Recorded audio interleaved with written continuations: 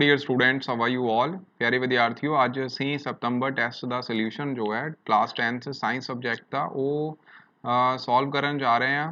तो प्यारे विद्यार्थियों, इस दे तहत जो तुहानू पहला क्वेश्चन तुहाडी स्क्रीन के उपर फ्लैश हो रहा ये है द नेम द गैस और gases evolved during the decomposition reaction. बच्चे इत्थे डीकंपोजिशन जिहड़ी है वो FeSO4 की मतलब फेरस सल्फेट की हो रही है, जिसनों असी ड्राई टैस्ट ट्यूब के विच जदों हीट करते हैं तो प्यारे विद्यार्थियों ये फेरिक ऑक्साइड, ठीक है, और नाल जिहड़ा ने सल्फर डाईऑक्साइड और सल्फर ट्राईऑक्साइड गैसिस जिहड़ियां ने उहदे विच डीकंपोज कर जाता है। इसका मतलब इसका आंसर जिहड़ा आ बी और सी ऑप्शन दोनों आनियां सी, मतलब ऑप्शन नंबर डी, ठीक है। तो इसका आंसर जिहड़ा आ ऑप्शन डी आंसर आना सीगा, ठीक है। उस तो बाद प्यारे विद्यार्थियों नैक्सट क्वेश्चन हैगा identify the group which is not a Dobereiner triad. प्यारे विद्यार्थियों इत्थे डबर्नियर ट्रेड पहला भी डबर्नियर ट्रेड है, थर्ड जिहड़ा है कैल्शियम स्ट्रॉन्शियम बेरियम ये भी डबर्नियर ट्रेड है, और क्लोरीन ब्रोमीन आयोडीन ये भी डबर्नियर ट्रेड है। तो आंसर इसका जिहड़ा बी ऑप्शन आनी सी। एक्चुअल विच डबर्नियर ट्रेड हुंदा की है जिहदे विच जो मिडल एलीमेंट है उहदा atomic mass other two elements दे एटॉमिक मास का अरिथमैटिक मीन हुंदा है। मतलब लिथियम का एटॉमिक मास इत्थे 7 है तो पोटाशियम का 39 है। जो तुसीं इन्हां दा अरिथमैटिक मीन लओगे तो विद्यार्थियों दोनों को ऐड करके डिवाइड बाय 2 करना है तो ये आंसर 23 आएगा, जो कि एटॉमिक मास है सोडियम का। तो आंसर बी ऑप्शन आनी सी। अगला क्वेश्चन है name the part of the human eye that control the amount of light entering the eye, ठीक है। तो बच्चों इत्थे जेडे जेडे ये ऑप्शन जिहड़ियां दित्तियां ने आपां सारियां बारे डिस्कस कर लैने, उस तो बाद तुसीं आंसर जिहड़ा खुद दोगे। इहदे विच सब तो पहला आई दा जिहड़ा आ कॉर्निया पार्ट हुंदा। तो बच्चों कॉर्निया दा काम जिहड़ा है, कॉर्निया दा काम की हुंदा ये प्रोवाइड करता है refraction of the light rays to entering the eye, ठीक है। आंदा है आयरस, ठीक है।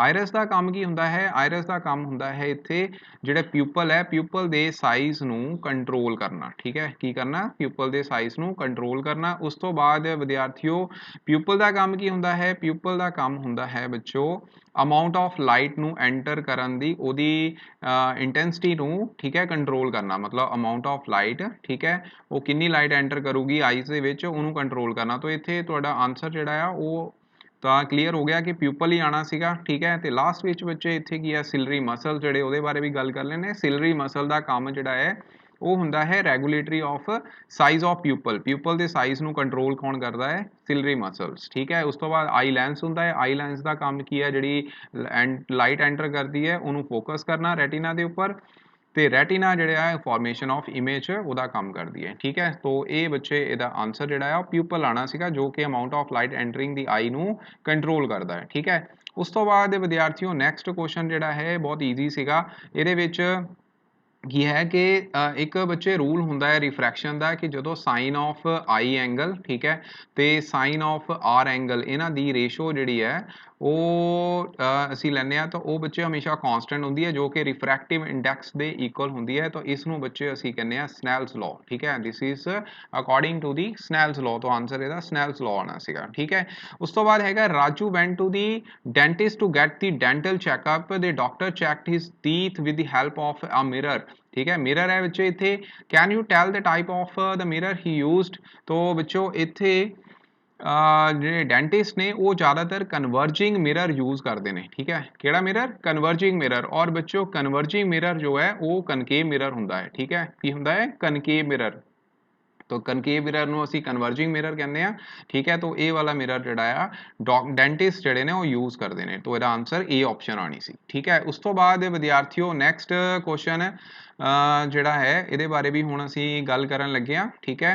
तो ये है what is the name of the imaginary line that passes through the pole and centre of curvature, ठीक है, ऑफ द स्फेरिकल मिरर। अब तुहाडे कोल कोई स्फेरिकल मिरर है और इस स्फेरिकल मिरर के सेंटर पार्ट नूं असीं पोल कहने आ, और बच्चों ये इहदा सेंटर ऑफ करवेचर है मान लो सी, और इहदे विचों जिहड़ी इमेजिनरी लाइन पास करती है उन्होंने असीं प्रिंसीपल एक्सिस कहने आ। इहदा आंसर जिहड़ा वो प्रिंसीपल एक्सिस आना सी, ठीक है। और सेंटर ऑफ करवेचर और पोल का जिहड़ा मिड पार्ट हुंदा उन्होंने असीं फोकस कह दिंदे आ, ठीक है। तो ये भी याद रखना है, ठीक है जी। उस तो बाद विद्यार्थियों नैक्सट ਹੈਗਾ which of the following role is played by the herbivores in the food chain. ਬੱਚਿਓ ਸਭ ਤੋਂ ਪਹਿਲਾਂ ਤੁਹਾਨੂੰ ਟ੍ਰੋਪਿਕ ਲੈਵਲ ਬਾਰੇ ਪਤਾ ਹੋਣਾ ਚਾਹੀਦਾ ਹੈ। ਜੋ ਟ੍ਰੋਪਿਕ ਲੈਵਲ ਹੈ, ਟ੍ਰੋਪਿਕ ਲੈਵਲ ਦੇ ਵਿੱਚ ਦੋ ਕੰਪੋਨੈਂਟ ਹੁੰਦੇ ਨੇ, ਕਿਹੜੇ ਕਿਹੜੇ? ਪ੍ਰੋਡਿਊਸਰ, ਠੀਕ ਹੈ, ਯਾਦ ਰੱਖਿਓ, ਪ੍ਰੋਡਿਊਸਰਸ ਔਰ ਕੰਜ਼ਿਊਮਰਸ, ਠੀਕ ਹੈ, ਪ੍ਰੋਡਿਊਸਰਸ ਐਂਡ ਕੰਜ਼ਿਊਮਰਸ। ਜਿਹੜੇ ਪ੍ਰੋਡਿਊਸਰਸ ਨੇ ਉਹਦੇ ਵਿੱਚ ਬੱਚੇ ਆ ਜਾਂਦੇ ਨੇ ਪਲਾਂਟਸ, ਔਰ ਕੰਜ਼ਿਊਮਰ ਦੇ ਵਿੱਚ ਸਭ ਤੋਂ ਪਹਿਲਾ ਹੁੰਦਾ ਹੈ ਹਾਰਬੀਵੋਰਸ, ਦੂਸਰਾ ਹੁੰਦਾ ਹੈ ਬੱਚੇ ਕਾਰਨੀਵੋਰਸ, ਤੇ ਤੀਸਰਾ ਹੁੰਦਾ ਹੈ ਡੀਕੰਪੋਜ਼ਰਸ, ਠੀਕ ਹੈ। तो इतने हार्बीवोर्स ने प्राइमरी कंज्यूमर ने, ठीक है, क्या ने? प्राइमरी कंज्यूमर्स, ठीक है। उस तो बाद हैगा which of the following statement true for the Ohm's law. बच्चे ओम्स लॉ की हैगा? जो फिजिकल कंडीशन जड़ियां असीं कॉन्स्टेंट रखते हैं तो जिहड़ा करंट फ्लो करता है कंडक्टर दे विचों वो डायरैक्टली प्रोपोर्शनल हुंदा है V दे, मतलब potential difference applied across the conductor. इहदा मतलब V is directly proportional to I होएगा, तो इहदा मतलब V is equal to IR, जिथे I जिहड़ी आ रेजिस्टेंस है, V पोटेंशियल डिफरेंस है और I की सी करंट सीगा, ठीक है। उस तो बाद विद्यार्थियों इत्थे क्वेश्चन हैगा कि तीन रजिस्टर ने तुहाडे कोल, उहनां नूं असीं उहनां नूं रजिस्टर नूं असीं सीरीज दे विच लगा दिता है। इस तरह एक रजिस्टर, दो रजिस्टर, तीन रजिस्टर, ठीक है। सर्किट दे विच जदों असीं इहनूं लगाया, बाहरों पोटेंशियल डिफरेंस देता, पहले दी रजिस्टेंस 30 ओम है, दूसरे दी 50 ओम है, उस तो बाद विचों 80 ओम है। तो इन्हां दी ओवरऑल रजिस्टेंस जिहड़ी है बच्चे, इत्थे करंट जिहड़ा वो सेम करंट सारिਆਂ ਨੂੰ मिलना हैगा, पोटेंशियल डिवाइड हो जाना है ਤੇ ਰੈਜ਼ਿਸਟੈਂਸ ਸਾਰਿਆਂ ਦੀ ਸੀਰੀਜ਼ ਵਿੱਚ ਐਡ ਹੋ ਜਾਂਦੀ ਹੈ। तो ਜਦੋਂ ਤੁਸੀਂ ਇਹਨਾਂ ਨੂੰ ਐਡ ਕਰੋਗੇ ਵਿਦਿਆਰਥੀਓ ਦਾ ਆਨਸਰ ਜਿਹੜਾ 160 ओम आना सीगा, ठीक है। उस तो बाद बच्चों अगला क्वेश्चन हैगा when two or more than two resistors are connected in series। ਜਦੋਂ ਅਸੀਂ ਸੀਰੀਜ਼ ਵਿੱਚ ਲਗਾਉਂਦੇ ਆ ਕਿਹੜੀ ਫਿਜ਼ੀਕਲ ਕੁਆਂਟੀਟੀ ਸੇਮ ਰਹਿੰਦੀ ਹੈ? तो बच्चों ਹੁਣੀ ਮੈਂ ਗੱਲ ਕਰਕੇ ਹਟਿਆ, ਜਦੋਂ ਅਸੀਂ ਰੈਜ਼ਿਸਟੈਂਸ ਨੂੰ ਸੀਰੀਜ਼ ਦੇ ਵਿੱਚ ਲਗਾਉਂਦੇ ਆ ਤਾਂ ਹਮੇਸ਼ਾ ਪੋਟੈਂਸ਼ੀਅਲ ਡਿਫਰੈਂਸ ਦਾ ਜਿਹੜਾ ਆ ਡਿਵਾਈਡ ਹੋ ਜਾਂਦਾ ਹੈ ਪੋਟੈਂਸ਼ੀਅਲ, ਠੀਕ ਹੈ। ਪੋਟੈਂਸ਼ੀਅਲ ਜਿੰਨੀ ਵੀ ਰੈਜ਼ਿਸਟੈਂਸ ਹੋਏਗੀ ਉਹਦੇ ਅਕੋਰਡਿੰਗਲੀ ਪੋਟੈਂਸ਼ੀਅਲ ਡਿਵਾਈਡ ਹੋ ਜਾਂਦਾ ਹੈ, ਬਟ ਕਰੰਟ ਹਮੇਸ਼ਾ ਕਾਂਸਟੈਂਟ ਰਹਿੰਦਾ ਹੈ। ਜਦੋਂ ਪੈਰਲਲ ਵਿੱਚ ਰੈਜ਼ਿਸਟੈਂਸ ਲੱਗੀਆਂ ਹੋਣ उदों बच्चों पोटेंशियल कांस्टेंट रहता है, ये भी याद रखना है, ठीक है। और करंट फिर की है डिवाइड हो जाता है, ठीक है जी, इस तरह। सो विद्यार्थियों का आंसर जो की आएगा करंट, ठीक है, ए ऑप्शन आना सीगा। ते अगला हैगा विच रिलेशन इज करैक्ट। बच्चों ये पोटेंशियल दी रिलेशन दी हुई है, एक्चुअल विच पोटेंशियल डिफरेंस हुंदा की है work done per unit charge, और वर्क दे यूनिट हुंदे ने बच्चे जाउल ते चार्ज दे यूनिट हुंदे ने कूलम। तो इसदा आंसर आ जाएगा जाउल पर कूलम, जो कि पहली ऑप्शन हैगी है, ठीक है। अगला हैगा calculate the select, calculate and select the value of the current from the graph. बच्चों ਇਹਦੇ ਵਿੱਚ थोड़ी मॉडिफिकेशन ਤੁਹਾਨੂੰ आई होएगी, आई थिंक ये थोड़ा ਜਿਹਾ गलत देता सी। इत्थे एम्पीयर ਦੀ जगह बच्चों इत्थे रेजिस्टेंस हैगी आ, ठीक है, रेजिस्टेंस ਦੀਆਂ वैल्यूज ने। तो रेजिस्टेंस ਅਸੀਂ ਕਿੱਦਾਂ ਕੱਢਦੇ ਆ? Change in potential difference divide by change in current. तो ਤੁਸੀਂ कोई भी दो वैल्यू ले लो, ठीक है, ये कॉरस्पॉन्डिंग वैल्यूज हैगियां ने, ਆਪਾਂ ਇਹ वैल्यूज ले ਲੈਣੇ आ। चेंज इन पोटेंशियल ਇੱਥੇ ਕਿੰਨਾ ਹੈ? ਦੇਖੋ 0.2 आ रहा दोनों का डिफरेंस, ठीक है। इदां करंट का डिफरेंस ਜਿਹੜਾ ਆ ਉਹ ਕਿੰਨਾ ਆ ਰਿਹਾ? ਉਹ भी 2 माइनस 1 ਜਿਹੜਾ ਆ ਉਹ ਕਿੰਨਾ ਆ ਜਾਏਗਾ? 1 ਆ ਜਾਏਗਾ, ठीक है। दोनों का डिफरेंस ਜਿਹੜਾ ਹੈਗਾ करंट ਦਾ ਉਹ 1 एम्पीयर है, इधरों बच्चे पोटेंशियल का डिफरेंस ਜਿਹੜਾ 0.2 वोल्ट आ रहा। इट मीनस ਇਹਦਾ आंसर 0.2 ओम आ जाना सी, मतलब कि फोर्थ ऑप्शन आनी सी। अगला हैगा which of the following statement about the magnetic line of forces is true. These lines are dense near the pole. बच्चे ये ठीक हैगा, ठीक है, क्योंकि ਜਦੋਂ ਅਸੀਂ मैग्नेटिक लाइन ऑफ फोर्स की गल करते हैं ये नॉर्थ पोल तो ओरिजिनेट करदियां ने और साउथ पोल वाल जांदियां ने, और पोल्स से इन्हां दी स्ट्रेंथ जिहड़ी है वो ज़्यादा हुंदी है, ठीक है। एक दूसरे नूं इंटरसैक्ट भी कदी नहीं करदियां, ठीक है, कदी भी इंटरसैक्ट नहीं करदियां। इहदा मतलब इत्थे तां लिखिआ इंटरसैक्ट करदियां ने, ये तां आंसर आना नहीं। नॉर्थ तो साउथ वाल जांदियां ने, इहदा मतलब ए और सी ऑप्शन सही आंसर सी, जो कि डी विच लिखिआ होया है। तो डी आंसर आना सी इहदा, ठीक है। दी कमर्शियल यूनिट ऑफ इलैक्ट्रिसिटी। बच्चे ये कमर्शियल यूनिट हुंदे ने किलोवाट पर आवर, ठीक है, किलोवाट पर आवर। और किलोवाट पर आवर जिहड़े ने commercial unit of electrical energy है, जिस दी वैल्यू जिहड़ी है वो किहदे बराबर हुंदी है कि जदों कोई अपलायंस 1000 वाट दा है, ठीक है, उहनूं असीं 1 आवर दे विच वो कितनी एनर्जी कंज्यूम करदा है। 1 आवर दा मतलब 3600 सैकेंड, ठीक है, दे विच कितनी एनर्जी कंज्यूम करदा है। तो इनू बच्चे असीं किया 10 टू पावर की फॉर्म च लिखांगे तो ये आएगा 3.612345 6 वैल्यू जी है इतने पावर जी 10 की आ जानी है, मतलब ए ऑप्शन आनी सी इन जाऊ, ठीक है।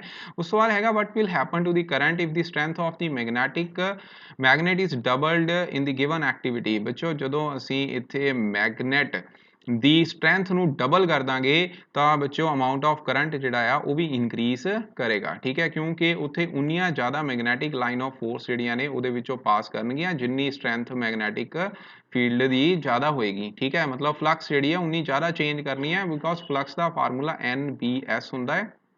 तो जिन्ना फील्ड ज़्यादा होएगा, जिन्नी स्ट्रेंथ मैगनैटिक फील्ड की ज़्यादा होएगी उन्नी फ्लक्स चेंज करेगी, जिन्नी फ्लक्स चेंज करेगी उन्नी जी गैल्वेनोमीटर आ डिफ्लैक्शन देगा, मतलब ज़्यादा करंट उत्थे प्रोड्यूस होएगा, ठीक है।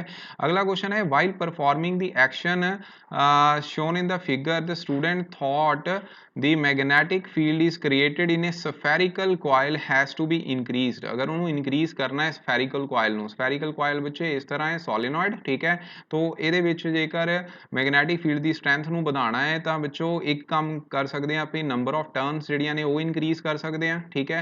दूसरा ਜਿਹੜੀ पावर सप्लाई ਦੇ ਰਹੇ ਹਾਂ ਅਸੀਂ, मतलब कि करंट ਦੀ वैल्यू ਨੂੰ ਇਨਕਰੀਜ਼ ਕਰ ਸਕਦੇ ਹਾਂ, तो दोनों फैक्टर ਜਿਹੜੇ ਆ ਉਹ ਆਣੇ ਸੀਗੇ, पावर सप्लाई ਨੂੰ ਇਨਕਰੀਜ਼ ਕਰ ਦੋ ਤੇ number of rotation of the star in the horoscope has to be increase. ਇਹਦਾ मतलब आंसर ਜਿਹੜਾ both B A and B answer ਇਹਦੇ ਵਿੱਚ ਆਣਾ ਹੈਗਾ, ठीक है। तो अगला क्वेश्चन हैगा न्यूक्लियर रिएक्टर ਦੇ ਵਿੱਚ ਕਿਹੜੀ ਰਿਐਕਸ਼ਨ ਹੁੰਦੀ ਹੈ ਬੱਚੇ, न्यूक्लियर रिएक्टर ਚ फिजन रिएक्शन ਹੁੰਦੀ ਹੈ, याद रखना।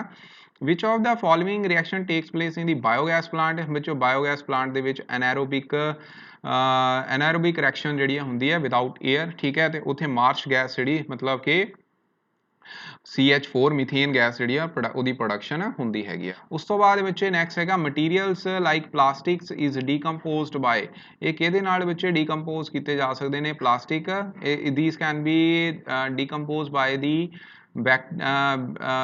Physical activity such as heat and pressure. बच्चे इन्हां लई जिहड़े प्लास्टिक्स ने बायोडिग्रेडेबल प्लास्टिक्स ने वो बैक्टीरिया ते डीकंपोजर दे नाल भी डीकंपोज कीते जा सकते हैं, ठीक है। मे बी इहदा आंसर जिहड़ा है ऑल ऑफ दी अबव भी आ सकता है, पर प्लास्टिक जिहड़ी है हले डीकंपोजेबल प्लास्टिक जिहड़ी है वो सिर्फ उहनूं हीट ते प्रैशर राही ही डीकंपोज करते हैं, ठीक है।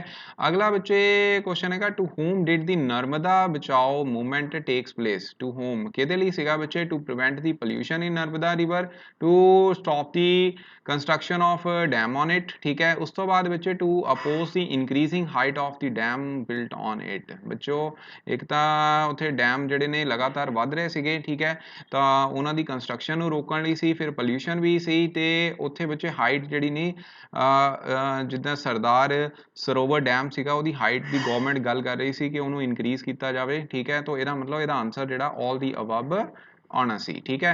तो विद्यार्थियों नैक्सट क्वेश्चन है which statement is environmental friendly, केड़ी है, ट्रैवलिंग बाय बस इंस्टैड ऑफ कार, ताकि घट पोल्यूशन होवे, ज़्यादा तो ज़्यादा परसन जिहड़े ने कैरी कर सकते, कार दे विच सिर्फ 4 लोग ही या 5 लोग जिन्ने भी सीटर हुंदी है, ठीक है, ਉਹਦੇ अकॉर्डिंगली आ सकते हैं।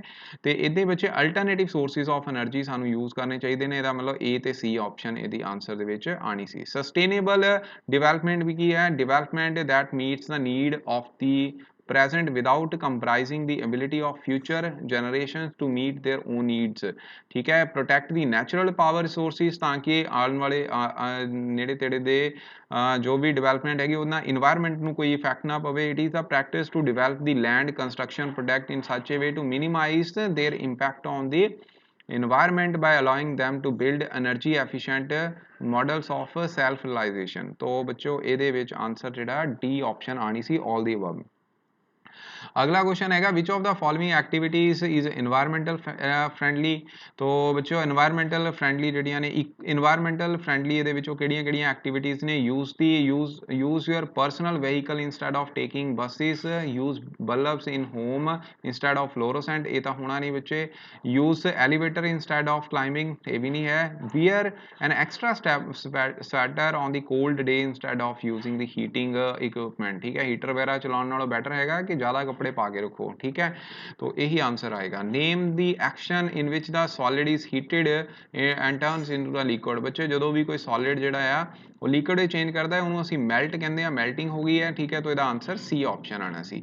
Select the pair undergoes, which of the pair undergo oxidation and reduction, ठीक है। तो विद्यार्थियों इत्थे देखो सब तो पहला ऑक्सीडेशन ते रिडक्शन का कंसैप्ट समझ लो। ऑक्सीडेशन कदों हुंदी है, जदों बच्चे ऑक्सीजन की एडिशन होंगी है, हाइड्रोजन में तुम देख सकते हो ऑक्सीजन ऐड हो रही है, तो ऑक्सीडेशन हो गई हाइड्रोजन की, ठीक है।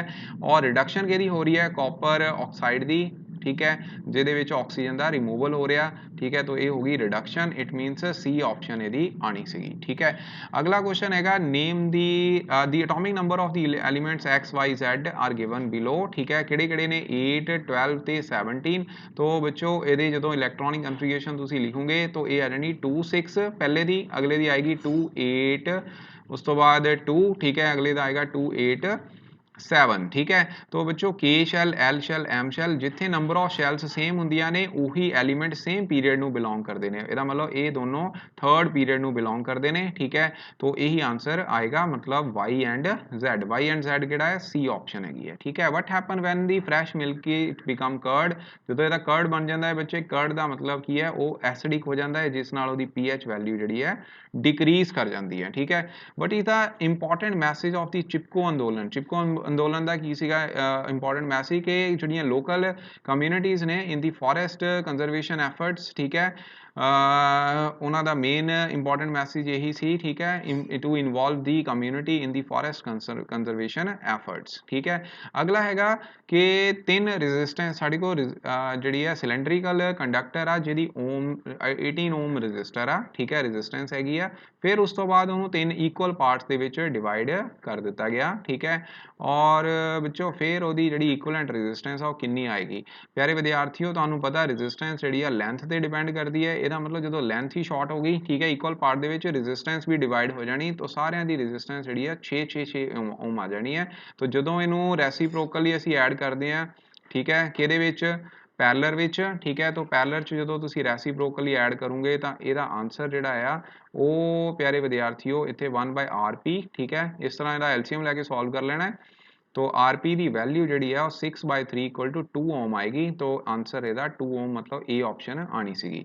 अगला है given mirror forms the inverted image of the same size as that of object, what will be the mirror. ਬੱਚਿਓ ਇਹ ਮਿਰਰ ਜਿਹੜਾ ਆ ਕਨਕੇਵ ਮਿਰਰ ਆਣਾ ਹੈ। ਪਹਿਲੀ ਗੱਲ ਕਨਕੇਵ ਮਿਰਰ ਦੇ ਕੇਸ ਦੇ ਵਿੱਚ ਜਦੋਂ ਆਬਜੈਕਟ ਜਿਹੜੀ ਆ ਸੀ ਤੇ ਪਈ ਹੁੰਦੀ ਹੈ ਤਾਂ ਉਹਦਾ ਇਮੇਜ ਵੀ ਜਿਹੜਾ ਆ ਉਹ ਸੀ ਤੇ ਹੀ ਬਣਦਾ ਹੈ, ਠੀਕ ਹੈ। ਔਰ ਉਸ ਇਮੇਜ ਦਾ ਜਿਹੜਾ ਸਾਈਜ਼ ਹੈਗਾ ਉਹਦਾ ਸੇਮ ਸਾਈਜ਼ ਦਾ ਉਹ ਇਮੇਜ ਹੁੰਦਾ ਹੈਗਾ, ਠੀਕ ਹੈ। ਤੋ ਵਿਦਿਆਰਥੀਓ ਇੱਥੇ ਸੇਮ ਸਾਈਜ਼ ਦਾ ਇਨਵਰਟਡ ਇਮੇਜ ਬਣੇਗਾ। ਤੋ ਇਹ ਕੇਸ ਕਿਹੜਾ ਹੈਗਾ ਕਨਕੇਵ ਮਿਰਰ ਦੇ ਕੇਸਿਸ ਦੇ ਵਿੱਚ, ਠੀਕ ਹੈ। ਸੇਮ ਸਾਈਜ਼ ਦਾ ਇਮੇਜ ਜਿਹੜਾ ਆ ਜਿੰਨੀ ਆਬਜੈਕਟ ਹੈ ਉਨਾ ਇਮੇਜ ਬਣਨਾ ਔਰ पोजीशन भी ਉਹਦੀ सेम होएगी और इन्वर्टेड इमेज होएगा in case of concave mirror, ठीक है। सो ये सीगे बच्चे क्वेश्चन ਜਿਹੜੇ ਅਸੀਂ डिस्कस कर लेने। थैंक यू बच्चे, थैंक यू सो मच।